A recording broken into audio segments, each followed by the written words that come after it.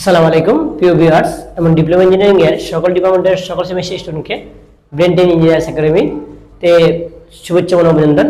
তোমরা ব্রেন্টেন ইঞ্জিনিয়ার্স একাডেমির অফলাইন এবং অনলাইন কোর্সে ভর্তি হতে আমাদের হোয়াটসঅ্যাপ নম্বরে কল দিতে পারো। হোয়াটসঅ্যাপ নাম্বারটা হলো 01910379905। এখন তোমাদেরকে ধারাবাহিকভাবে আমরা অতি সংক্ষিপ্তের পরে প্রথম অধ্যায় এখন আমরা রচনামূলকের 8টা ভিডিও তো দেখতে থাকো। সেটা হলো রচনামূলকের ভিতরে উদাহরণ পূর্ণ নাম্বার কোশ্চেনটা বলছে কি, কোশ্চেনটা বলছে প্রমাণ করে দে। তো প্রমাণ করে যে এ বি সি প্রথম রাশি, তারপর দ্বিতীয় রাশি হচ্ছে A square B square C square দ্বিতীয় রাশি, তারপর হচ্ছে A cube minus 1 B cube minus 1 C cube minus 1 তৃতীয় রাশি। এই জিনিসটা লেফট হ্যান্ড সাইড দেওয়ার পরে তোমাকে বলছে যে A B C minus 1 A minus B B minus C C minus A কি করো প্রমাণ করো।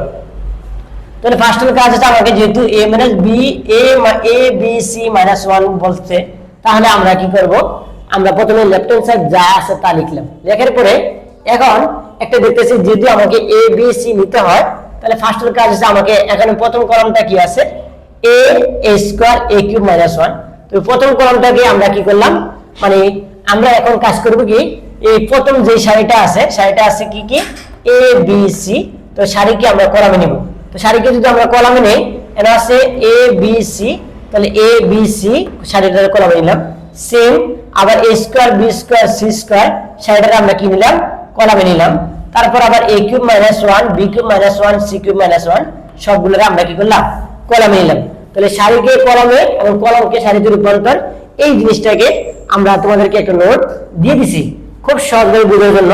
এখন আসো সেই জিনিসটা হলো আমরা প্রথম সারি কলামটা যা আছে তা লিখলাম, দ্বিতীয় কলামটা যা আছে এখন আমরা কি করব এই তৃতীয় কলামটার ভিতরে যায় তৃতীয় কলামটাকে আমরা বিভক্ত করব। কেন বিভক্ত করব, মাঝে মাঝে দেখা যাচ্ছে একটা পরিবারের ভিতরে অনেকজন সদস্য থাকার পরে সমষ্টিবদ্ধভাবে কাজ করার পরে কোনো একটা বিশৃঙ্খলা করার কারণে অনেকে কি চায় যে তারা স্বাধীনভাবে বা ডিভাইডেড ভাবে বাঁচতে চায়। সেম এই ম্যাথের ভিতরে আমরা যেহেতু এই কলামটা এককভাবে আছে, এই কলামটা এককভাবে আছে, কিন্তু এই কলামটার ভিতরে যায় যৌথভাবে মানে দুইটা রাশি আছে, দুইটা রাশি মানে মাধ্যমে কাজটা হয়েছে।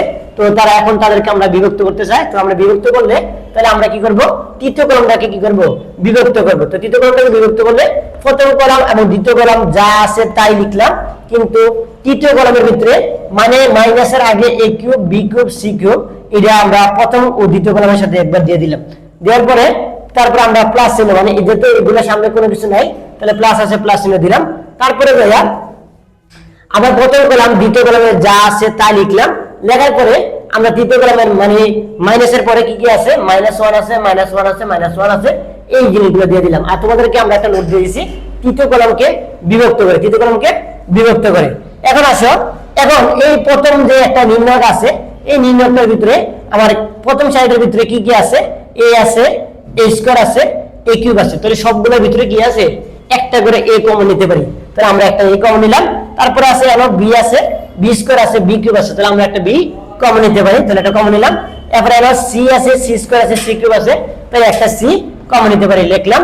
তারপরে আমার এখান থেকে যদি a যা চলে যায় তাহলে থাকতেছে 1, এখান থেকে b চলে গেলে থাকতেছে 1, এখান থেকে c চলে গেলে এখানে থাকতেছে 1, আর এখান থেকে a স্কয়ার থেকে একটা a গেলে চলে থাকে তাহলে a, এখন b স্কয়ার থেকে একটা b চলে গেলে থাকে b, c স্কয়ার থেকে একটা c চলে গেলে থাকতেছে কত c, আর a কিউব থেকে a চলে গেলে থাকতেছে a স্কয়ার, b কিউব থেকে b চলে গেলে থাকতেছে b স্কয়ার, c কিউব থেকে c চলে গেলে থাকতেছে c স্কয়ার।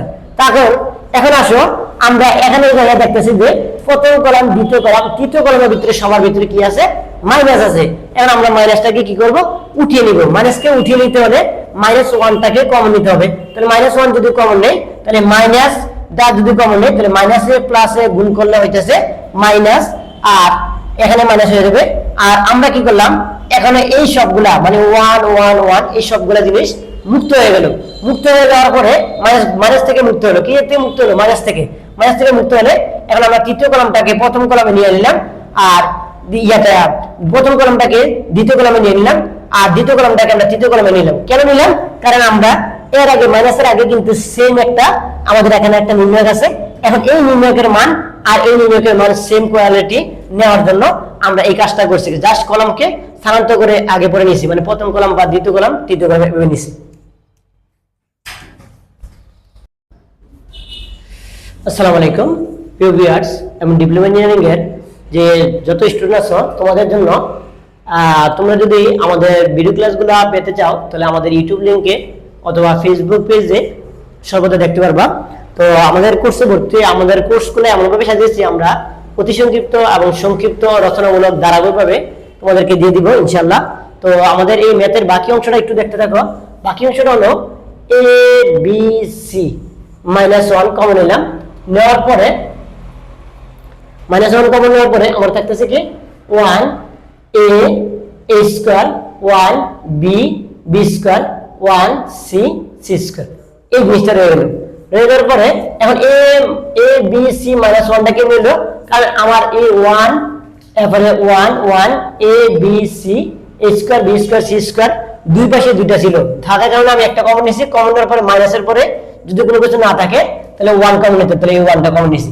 তাহলে এখন এই প্রথম এখানে a b c -1 a b c -1 যা আছে তাই লিখলাম। লেখার পরে এখন আমরা কিন্তু লিখছি r1 প্রাইম মানে r1 r2, মানে প্রথম সারি থেকে আমরা দ্বিতীয় সারি কি করব, বিয়োগ করব। তাহলে এটা হচ্ছে একটা প্রথম সারি, এই পুরো রাশিটা প্রথম সারি, এটা দ্বিতীয় সারি। তোমাদেরকে আগে ভিডিওতে আমরা প্রথম সারি সারি কলম এগুলো শিখেছিলাম। তাহলে 1 থেকে 1 বিয়োগ করলে 0, a থেকে b বিয়োগ করলে a - b, a স্কয়ার থেকে b স্কয়ার বিয়োগ করলে a স্কয়ার - b স্কয়ার। তাহলে আমাদের প্রথম সারির কাজটা শেষ। এখন আমরা কাজ করব দ্বিতীয় সারিতে। তাহলে 1 থেকে 1 বিয়োগ করলে 0, b এর থেকে c বিয়োগ করলে b - c, b স্কয়ার থেকে c স্কয়ার বিয়োগ করলে b স্কয়ার - c স্কয়ার। আর তারপরে আমাদের তৃতীয় সারিটা আছে 1 c c স্কয়ার। তো তৃতীয় সারির ভিতরে আমাদের কোনো কাজ করা হয় নাই, কারণ তৃতীয় সারির কোনো শর্ত এখানে লিখি নাই। তাহলে এবার a b c -1, তাহলে এখন একটা এই জিনিসটা যা আছে তা রাখলাম। রাখার পরে আমি যদি এখন 0 কমন নেই, 0 কমন নিলে পুরো ম্যাথটা যা আছে সব 0 হয়ে যাবে। তাহলে আমার কিন্তু হবে না, কারণ আমার কমন করতে কইছে ওই জিনিসটা। তাহলে এরপরে যদি আমরা দ্বিতীয় সারির ভিতরে 0 কমন নেই তাহলে হবে না, কিন্তু আমরা তৃতীয় সারির ভিতরে যদি 1 কমন নেই তাহলে আমাদের কলাম বাদ। তৃতীয় সারি যদি 1 এই 1 কে যদি কমন নেই তাহলে এই কলাম বাদ যাবে, এই কলাম বাদ। আর এখান থেকে বরাবর সারি বাদ। এখন আপনাদের একটা প্রশ্ন থাকতে পারে যে আমি কেন 1 কমন নেব? কারণটা একই। ধরেন আপনি 0 কমন নিলে তো পুরো অঙ্কটা 0, এরপরে 0 কমন নিলে পুরো অঙ্ক 0। আর আপনি যদি 1 কমন নেওয়ার কারণটা হলো কারণ আমাদের a - b একটা ডাবল রাশি, a স্কয়ার - b স্কয়ার এটা একটা ডাবল রাশি, b - c এটা একটা ডাবল রাশি, b স্কয়ার - c স্কয়ার এটা একটা ডাবল রাশি, কিন্তু c আর c স্কয়ার হচ্ছে একক রাশি। তো এখন আমরা যেহেতু ডাবল রাশিগুলো সবার সাথে সবার মিল আছে, কিন্তু আমরা একক রাশি দিয়ে যদি ডাবল রাশিগুলো তাহলে কাজ করি তাহলে অঙ্কটা মিলবে না। তার জন্য আমরা কি করব, এক সিঙ্গেল রাশিগুলো বাদ দিয়ে দেব, সিঙ্গেল রাশিগুলো বাদ দিয়ে দেব। তাহলে এই জন্য আমরা 1 কমন নিয়েছি। তাহলে আমাদের কলাম বাদ, সারি বাদ, বাকি থাকতেছে কি, থাকতেছে যে আমাদের a - b a square - b square b - c b square - c square. এখন আমরা এই রাশিটা যা আছে তাই রাখলাম। এখন এই রাশিটা যা আছে তা লিখলাম, এখানে যা আছে তা লিখছি, এখানে যা আছে তা লিখছি। Just a square - b square যে সূত্র আমরা করছিলাম, সূত্র কি a + b a - b, আবার b স্কয়ার - c স্কয়ার সূত্র হচ্ছে b + c b - c। আমরা এটা পেয়ে গেলাম। এখন a b c -1, এরপরে এখন আমরা একটা কাজ করতে পারি কি, একটু দেখো যে আমাদের এখানে কিন্তু প্রথম সারির ভিতরে a - b আছে, এখানে a - b আছে, তাহলে আমরা একটা a - b কমন নিতে পারি। আর এখানে একটা b - c আছে, এর একটা b - c কমন নিতে পারি, কারণ এরপর দ্বিতীয় সারির ভিতরে b - c আছে, দ্বিতীয় সারির ভিতরে b - c আছে, তাহলে আমরা b - c কমন নিলাম। কমন নেওয়ার পরে আমার a - b এখান থেকে চলে যাওয়ার পরে থাকতেছে 1, b - c চলে যাওয়ার পরে থাকতেছে 1, আর এখানে থাকতেছে a + b, এখানে থাকতেছে b + c। এখন a b c -1 a - b b - c যা আছে তা লিখলাম। এখন এই b + c এর 1 দ্বারা গুণ করলে b + c থাকতেছে। আর আমরা জানি ডিটারমিনেন্ট অথবা নির্ণয় করার সময়, পার্থক্যের সময় সব সময় কি করা লাগে, মাইনাস চিহ্ন দেওয়া লাগে। সূত্রে মাইনাস চিহ্ন দিলাম। এখন এই মাইনাস দিয়ে এর গুণ করলে মাইনাসে, মাইনাস দেয়া প্লাস এর গুণ করলে মাইনাসে প্লাসে মাইনাস, আর এখানে b এর b থাকতেছে। তাহলে আমরা a b c -1 a - b b - c, আর এখানে এই জায়গার ভিতরে দেয় আমাদের এখানে প্লাসের b - c b আর প্লাসের b মাইনাসের b, তাহলে এই প্লাসের b আর মাইনাসের b কারণে থাকতেছে c - a। এখন চলো দেখা যাক আমাদের কমন হইতে বলছিল a b c -1, আমরা a b c -1 পাই গেছি। তারপরে বলছিল a - b, তাহলে পরে আমরা a - b পাই গেলাম। তারপর আমাদের বলছিল b - c, তাহলে আমরা b - c পাই গেলাম। তারপর আমাকে বলছিল c - a পাই গেলাম। তাহলে আমরা রাইট হ্যান্ড সাইডটা পেয়ে গেছি। তাহলে লেফট হ্যান্ড সাইড সমান রাইট হ্যান্ড সাইড প্রুফ। প্রিয় ডিপ্লোমা ইঞ্জিনিয়ারিং স্টুডেন্টরা, তোমরা তোমাদের যত বন্ধু বান্ধব আছে সকল পলিটেকনিক স্টুডেন্ট সকল ছাত্রছাত্রীদেরকে তোমরা আমাদের এই ব্রেইন ইঞ্জিনিয়ার্স একাডেমির যে পেজ ইউটিউব লিঙ্ক, পাশাপাশি আমাদের যে ভিডিও, আমাদের কোর্সে ভর্তি হওয়ার জন্য অফলাইন এবং অনলাইনে আমাদের সাথে যোগাযোগ করতে পারো। আসসালামু আলাইকুম।